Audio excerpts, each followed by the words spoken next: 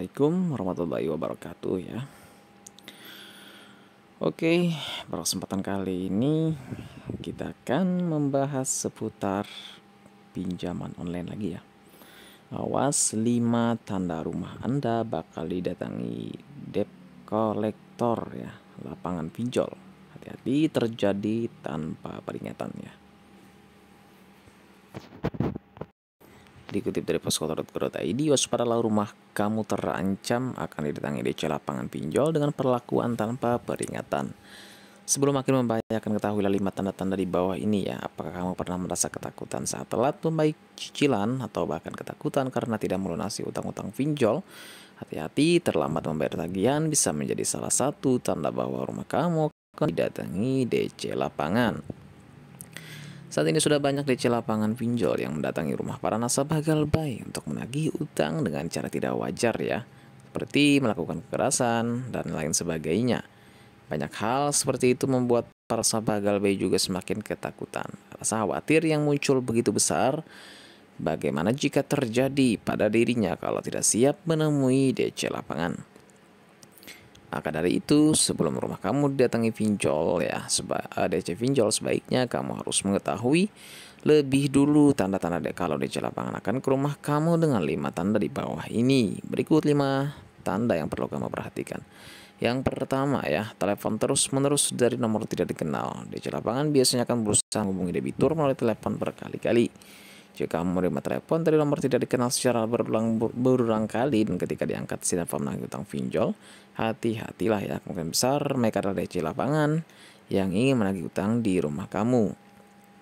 Yang kedua, pesan singkat, SMS atau WhatsApp ya, dengan nada menakutkan. DC lapangan juga sering menggunakan SMS atau WhatsApp untuk menagih utang. Jadi hasil pesan mereka biasanya berisi ya, ancaman dan lain sebagainya, kata-kata kasar untuk menakut-nakuti debitur. Jika kamu menerima pesan seperti ini, waspadalah ya. DC lapangan mungkin akan segera datang ke rumah kamu. Yang ketiga, kunjungan kurir ya, mengantarkan surat penagihan sebelum DC lapangan datang. Biasanya akan ada kurir yang mengantarkan surat penagihan ke rumah kamu. Surat ini berisi informasi tentang tagihan utang pinjol kamu dan detail mengenai konsekuensi jika tidak segera dilunasi.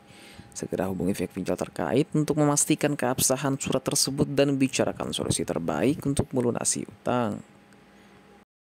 4.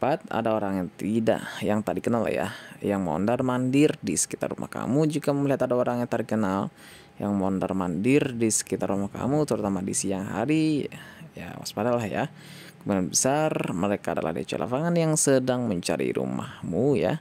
Segera hubungi keluarga, tetangga, atau pihak berwajib jika kamu merasa terancam. Yang kelima, kedatangan DC lapangan ke rumah kamu. Tanda yang paling jelas adalah ketika DC lapangan datang langsung ke rumah kamu.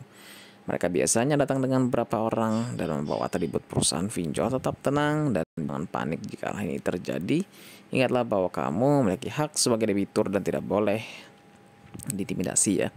Tips menghadapi DC lapangan, tetap tenang dan jangan panik. Mintalah DC lapangan menunjukkan identitas diri dan surat tugas resmi dari perusahaan pinjol yang pernah memberikan data pribadi atau akses ke rekening bank kamu kepada DC lapangan. Jika DC lapangan bertindak tidak sopan atau wajib mengancam ya, atau mengancam, segera hubungi pihak berwajib.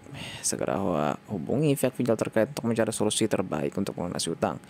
Ingatlah, jangan pernah berutang melebihi kemampuan kamu. Pastikan kamu memahami konsekuensi dan bunga pinjol sebelum mengajukan pinjaman. Jika terjebak dalam jeratan pinjol ilegal, segera laporkan ke otoritas jasa keuangan. Jadi nasabah pinjol memang penuh risiko. Oleh karena itu, penting untuk selalu bijak dalam menggunakan pinjol dan selalu patuh terhadap tagihan ya. Jangan sampai kamu harus berurusan dengan DC lapangan yang tidak segan-segan menggunakan cara kasar untuk menagih utang. Selain itu, kamu juga bisa lebih cepat ya mencari informasi melalui tulisan-tulisan lainnya ya. Itu di web ini ya. Semoga informasi bermanfaat.